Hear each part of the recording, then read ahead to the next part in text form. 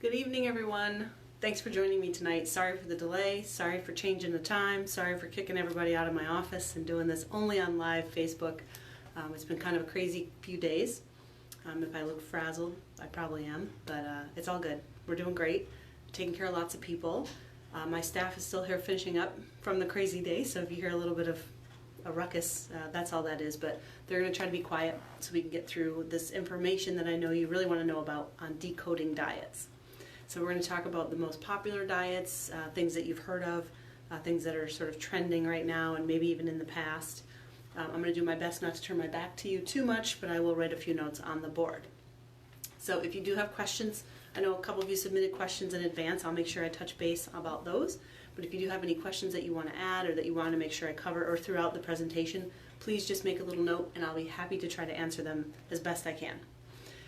One of the things I wanted to say really is that things have been crazy with the coronavirus and everybody being scared and really wanting to boost their immunity, paying attention to keeping themselves healthy, which we should always be doing, and that's what we're always encouraging you to do.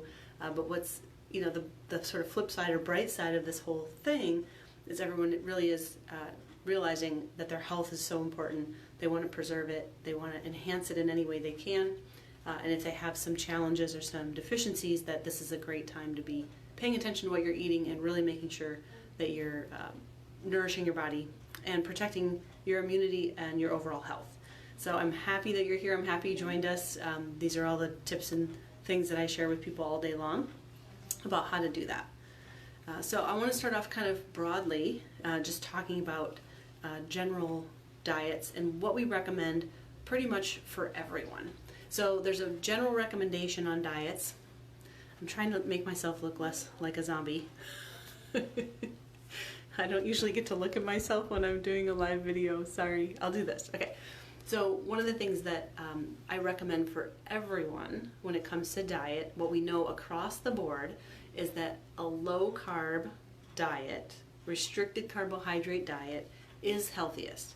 It's what enhances our immunity, it's what keeps us well, it's what prevents long-term disease states. So it reduces inflammation. There's so many different benefits to it. So it doesn't really matter what you call it. You can call it a keto diet, you can call it, some paleo diets are low carb. It used to be called Atkins diet, right? There's all different names for it that people have called a low carb diet over the years. But the bottom line is lower carbohydrates in your diet overall will keep you healthier. So whether you eat red meat or not, whether you have a high fat diet in collaboration with low carb, it doesn't really matter. What matters is low carb. So what are carbohydrates? Let's just cover that off the bat. So we talk about carbohydrates, we're talking about things that turn into sugar in the body. So that can be obviously sugar. Things that are very sweet. Anything that tastes sweet is going to be considered a high carbohydrate food. So that includes fruit. It definitely includes fruit juices. It can include some vegetables for some people. So when you look at sweet potatoes or higher carbohydrate like carrots, peas, things like that are higher in carbohydrates.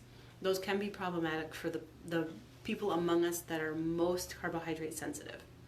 So if someone has diabetes, if you have a known issue with sugar or metabolizing sugar, you're insulin resistant, then you might even have to cut out those higher carbohydrate vegetables. Definitely fruit. So the lower carbohydrate fruits for the rest of us would be berries. Those are going to be the lowest in sugar. So if you want to have safe fruit to eat, not fruit juice, I don't recommend fruit juice, but you can do berries. That's going to be your safest bet. Most of us are okay with sweet potatoes and maybe even some white potatoes, as long as we don't go overboard. It's going to be the other carbohydrates that we have to worry about. So rices, anything grain like pastas and the different oatmeals, things like that. Those are going to be higher in carbohydrates. So we want to limit those things in our diet. It's not that we have to have none or zero, but we want to limit them because those are inflammatory. Those cause issues long term. They also feed immune challenges. So when you talk about carbohydrates, one of the things that we know about a low carbohydrate diet is that it keeps the immune challenges that exist in our body, because we all have them. We all have viruses and fungus, parasites, bacteria hanging out in our system. Some are beneficial, some are not. So the ones that aren't beneficial, the way that you kill them or at least keep them from taking hold and winning, is you restrict their food supply. And their food supply is sugar. So keep that in mind if you want to keep good immunity right now, want to keep yourself healthy. Carbohydrate restriction is where it's at, particularly sugar and refined carbohydrates, okay?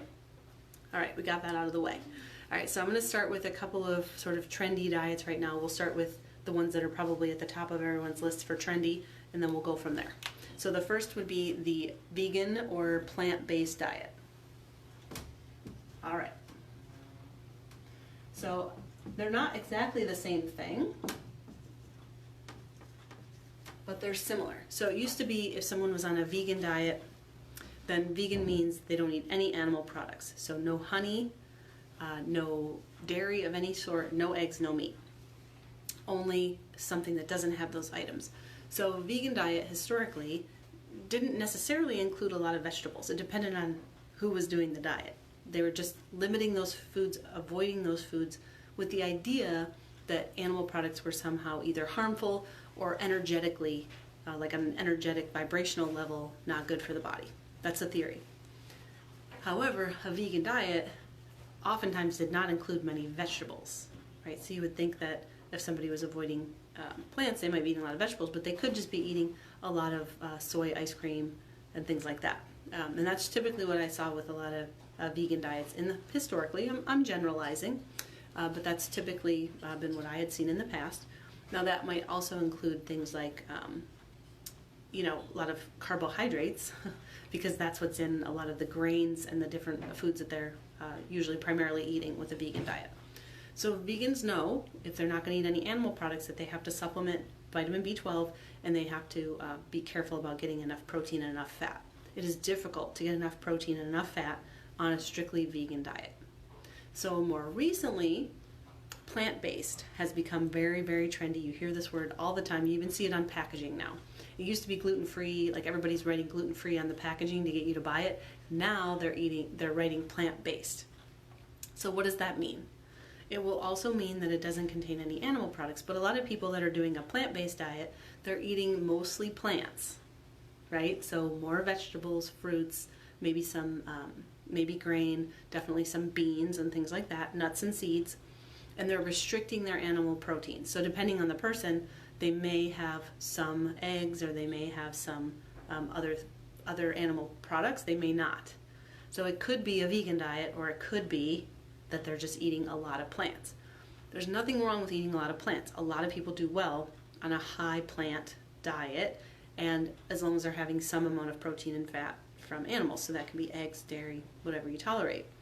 So this is a better version of the vegan diet, as long as you're including enough fat and protein, and also as long as you're actually eating high quality vegetables. So just below that would be a vegetarian diet, which is basically similar. So plant-based is kind of like a combination of vegetarian diet and vegan diet, and it depends on how you interpret it. The idea being that you eat mostly plants. That's okay as long as you're preparing those plants appropriately. So when it comes to vegetables, you want to make sure that a lot of your vegetables are cooked. So not all of them, but a lot of us have trouble digesting raw vegetables, especially raw greens. Like kale should not be consumed raw, at least not in any quantity. Spinach, you don't want to consume too much raw. Broccoli, you don't want to consume a lot of that raw. Cauliflower, because those in high quantity raw have a tendency to actually block the absorption of other nutrients and minerals in the body. They're called, some of them have what's called goitrogens, which are actually something that can block the thyroid from doing a good job. So you don't want to have high amounts of those foods, those vegetables that are uncooked. You want to cook them. And what you do want to use is you want to use oils when you're eating your vegetables. So the best way to get lots of nutrients out of your food, vegetables that are cooked, you want to make sure you cook them in oil or you put oil on top of them. And it can be any kind of oil that's a good quality. So you got coconut oil, you've got butter, you've got avocado oil, you've got nut and seed oils, whatever you like. But you should definitely be doing that. Writing is backwards. Yes, it is. Thank you. Sorry. So that says vegan and plant-based. Sorry, it's because I have the camera turned around so I can run it, because my staff is still working hard to finish up from the day. I apologize. I will not write in backwards, but I will tell you what I'm doing when I say it, okay? Or what I'm saying when I do it, however that goes. I said it backwards. All right. So that's what that is, okay? Good. So next, we'll talk about keto or ketogenic. That's something that's very... Here. Can I do it? How's that? Ha! I did it. All right. I probably won't try it again.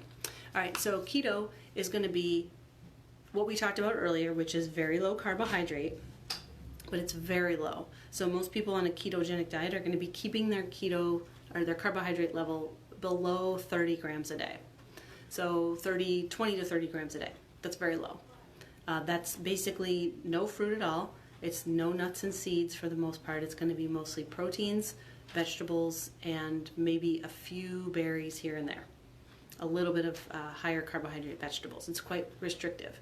But the other part of the keto diet is that it's very high in fat. So they're actually adding in excess amounts of fat, not excess, but huge amounts of fat, like really trying to increase the amount of fat that they're eating in their diet along with reducing the carbohydrates. This is a great way to reduce inflammation. It's a great way to reverse some conditions. So we know even at the hospitals in the country like Mayo Clinic, if somebody has seizure activity, like they have epilepsy, they'll put them on a ketogenic diet because that can actually reduce or sometimes eliminate the seizure activity. So we know it can be anti-inflammatory, it can help in many instances to improve the person's health. So ketogenic is not necessarily meant to be a long-term diet. You need to take breaks from it, whether you take one day a week where you actually, and for women in particular, you need one day a week where you eat a little bit more carbohydrates so your body doesn't feel like it's stressed or in a stress response. But short term, it can be very helpful. You can drop weight very quickly, reduce inflammation, get diabetes or pre-diabetic conditions under control, help balance out hormones. It's very beneficial. So again, quality matters. Anything I'm talking to you about diet-wise, quality matters. So you have to make sure you're eating as much as possible organic vegetables, organic fruit, grass-fed meats. That makes all the difference in a make or break on a keto diet. If you're eating a ton of fat, but the fat that you're eating isn't super high quality, it's going to be inflammatory. So you can't be eating, hamburgers from the local restaurant or the local grocery, or even McDonald's, which some people might say, well, it's keto because I'm only eating the burger. It's not, because you're going to be setting yourself up for inflammation. There's too many omega-6 fats in those products. So you have to eat grass-fed burger as much as possible. Maybe not 100%, but as much as you can. You need to be having high-quality fish, which have the good omega-3s. You want to be having pastured eggs, so high quality. So the protein and the fat, it matters. The quality matters a lot. Because if you're doing the wrong kind of fats and the wrong kind of proteins, then it's actually going to be inflammatory. Keto tends to be a lower protein diet. So you're not necessarily going to eat tons of protein. You're eating a lot of fat, moderate protein, and very low carbohydrate. So again, it's a great option for a lot of people. Not everybody does great on keto, but a lot of people do. Okay? So that's our idea about keto. Anybody have any questions, you put them in here, okay? All right. So what I recommend, I would say, if I were going to say, yeah, the diet I recommend for most people in my office, it would be a paleo diet or Paleolithic type diet.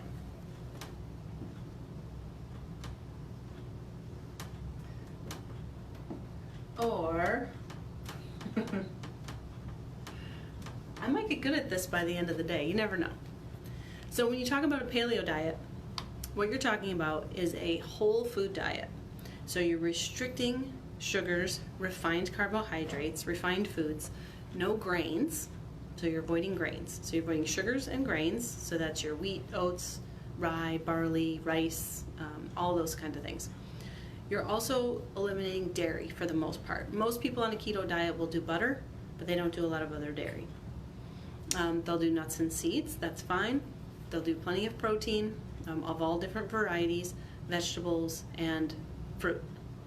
So the thing with paleo is that it can be, depending on how you're doing it, a little bit high in carbohydrates. So you might be doing a paleo diet and you might be restricting the foods that we feel are inflammatory. So with a paleo diet, that would be grains, sugars, dairy.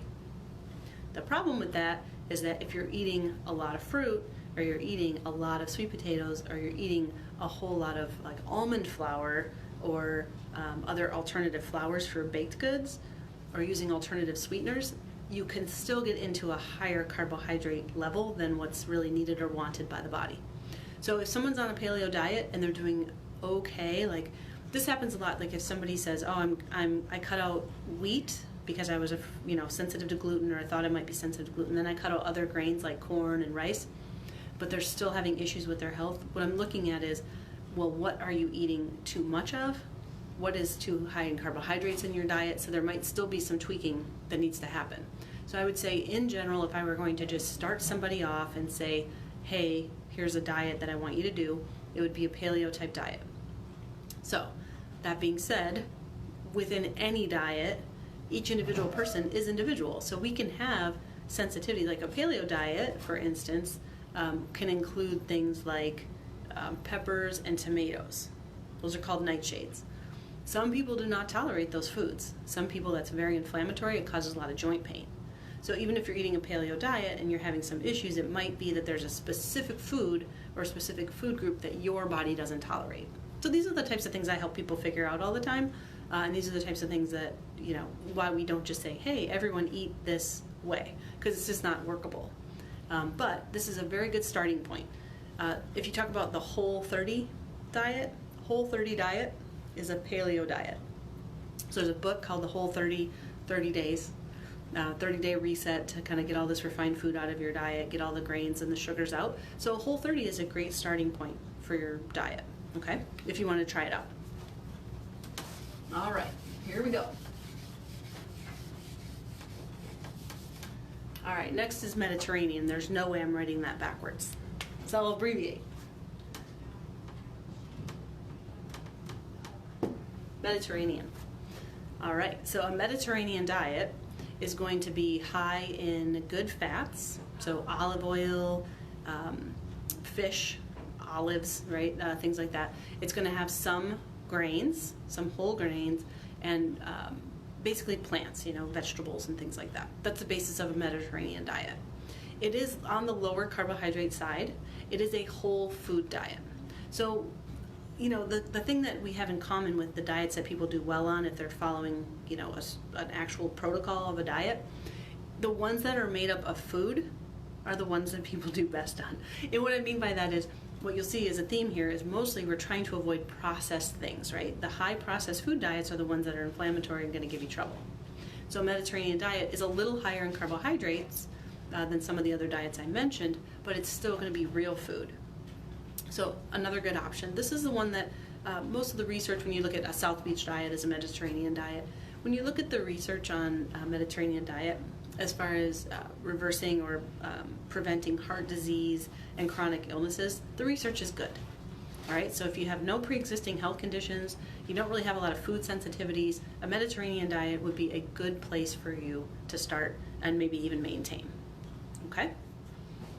So far, so good. All right, here we go. We're down to the more complicated ones. All right, so I want to touch on the Autoimmune Protocol diet. I hope you're taking notes. Sorry, I wish I would have had all this written on a whiteboard, but the day was not like that. I was not able to prepare. I do apologize. So AIP stands for Autoimmune Protocol. So the Autoimmune Protocol is designed specifically to help people who have autoimmune conditions. Now that's pretty much everybody you know at this point, to a lesser or greater degree. So autoimmune conditions, really briefly, there's a whole lot of them and growing every day, but the ones that most of us know about would be a Hashimoto's thyroid condition. That's an autoimmune condition. You can have psoriasis, eczema, some arthritises are considered, like a rheumatoid arthritis would be considered autoimmune. There's a lot of different autoimmune conditions that exist. So if you have autoimmune, and sometimes you have more than one, the Autoimmune Protocol would be, it's a very restrictive diet, but it's very helpful in shutting off or turning off some of these different conditions. So Autoimmune Protocol is going to be very similar to a paleo diet. All right, so for a paleo diet, we said no sugar, no grain, no dairy, right? So for Autoimmune Protocol, add to the restriction list no nightshades. So I told you that was peppers eggplant, and tomatoes. Then we're going to add to that no nuts and seeds, and we're going to add to that no eggs. So as you can see, very restrictive. So basically an autoimmune protocol diet is going to be meat, vegetables, and fruit, but in the vegetable category you can't do the nightshades. So very restrictive, but definitely helpful. And I mean, the reason it exists and the reason that we know about it and that it's continued to be taught by many practitioners is that it does help. It does work. It shuts down that inflammatory process in the body. So one of the things I do around here with nutrition response testing and with muscle testing is we are testing different food sensitivities. People bring foods in to be tested to see if it's good for them. Like they might have a specific, like I really like this, particular vegetable. Can you test it for me? I'm happy to do that. But it could just be that, I'm testing using my vials, and the vials are also going to show major food sensitivities. Like we know if somebody's sensitive to wheat, corn, rice, that kind of thing. So those are things we can do. We can pin it down more specifically for each individual, but sometimes it's easier if there's a lot of inflammation going on. We say, okay, we'll just follow this plan, and then we can figure out the nuts and bolts as we go. All right? Okay, one of the questions that came in before we started on the Facebook page was, what about rotation diets? And this idea that, especially we hear about this with children when you're introducing new foods to a child.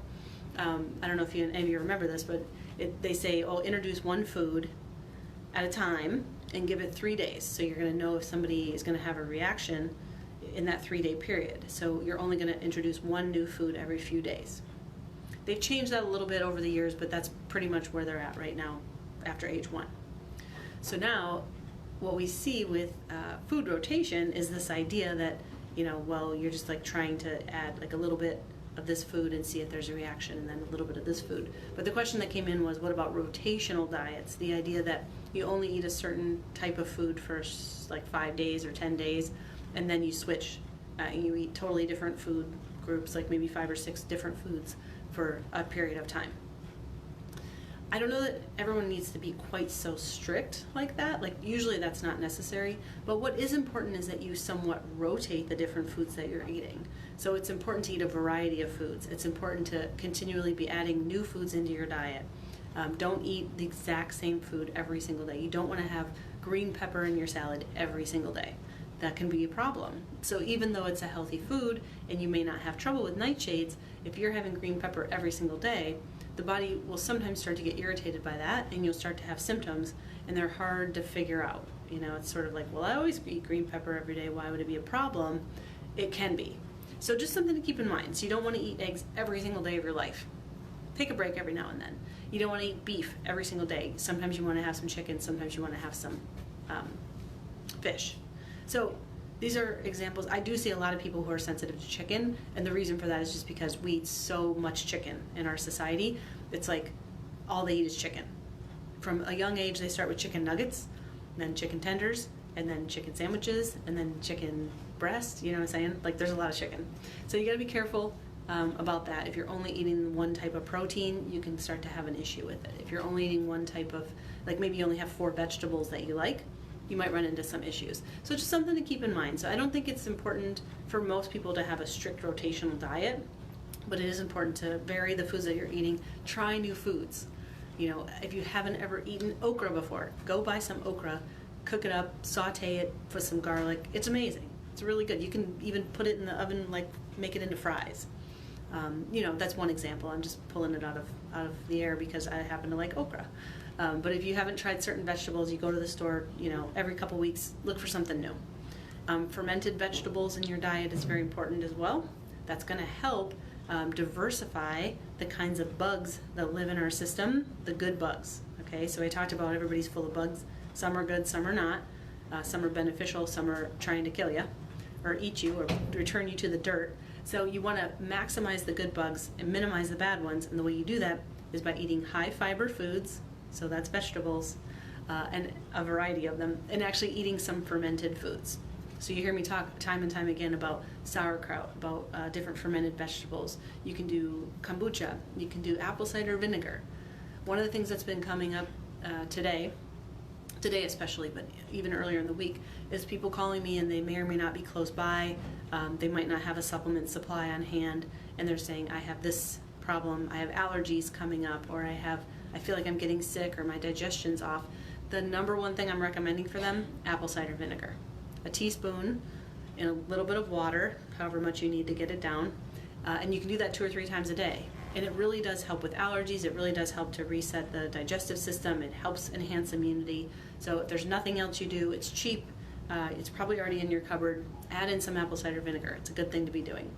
Eating herbs, actually putting cilantro into your food, putting basil into your food, using hot peppers if you tolerate them well. These are things that can enhance your immunity and actually keep your diet more diverse. These are important things to have in our life. So food should not be bland. It should have salt. It should have flavor. It should be exciting, but you don't want it to be chemicalized, right? That's the idea. Okay, so far so good? You guys are doing great. All right, I'm gonna take this off of here. All right, so the main principles that I wanna revisit, those were kind of the main diets that I wanted to talk about. If you're watching and there's something else you want me to talk about, just type it in right now. I'll make sure I touch base on it, okay? So one of the things that we talked about is making sure that in general, regardless of what dietary protocol you're following, you're gonna wanna keep your carbohydrates on the lower side. If you're following keto, it's super low. If you're following most other diets, you just wanna pay attention to keeping it. And what do I mean by low? I mean 70 grams to 100 grams of carbohydrates per day. That's a maintenance type diet. If you're having blood sugar issues, hormone issues, if you are diabetic, you're gonna have to go lower than that. It's too high. So that's something I can help you with specifically, but if you haven't tracked your diet before, or you're not tracking it currently, get back on it, because that's what you need to be looking at, okay?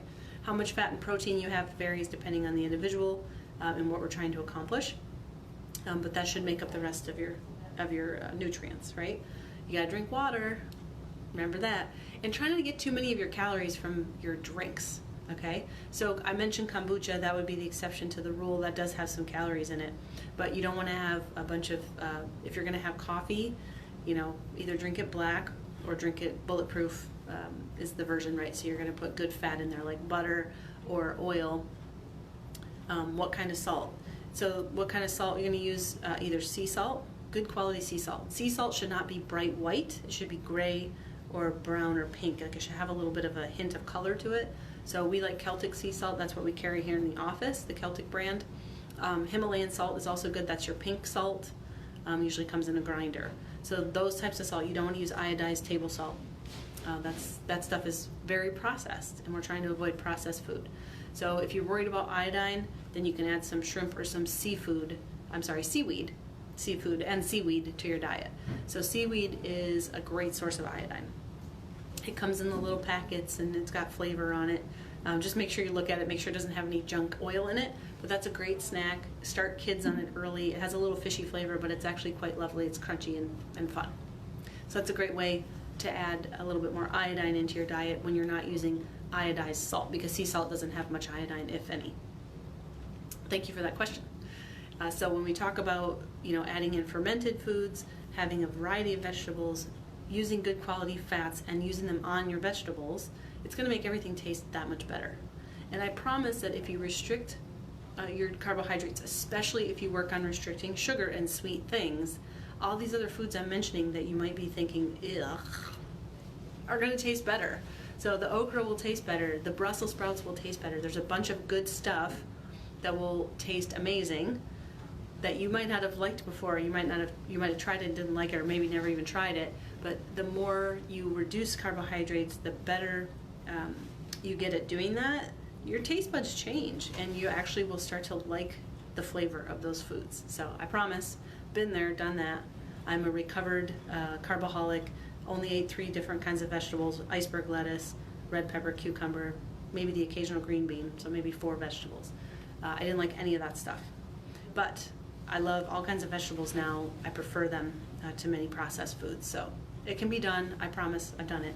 Many other patients have done it as well. I hope this was super helpful for you guys. Thank you so much for tuning in. I just want to say, you guys are doing great. Keep your immune system strong. Eat well. Stay positive. Breathe. Get some sleep. Drink plenty of clean water. Even some fresh air would be good. And hang in there, because this too shall pass. All right, I love you guys. I'll talk to you all soon. Thanks for tuning in.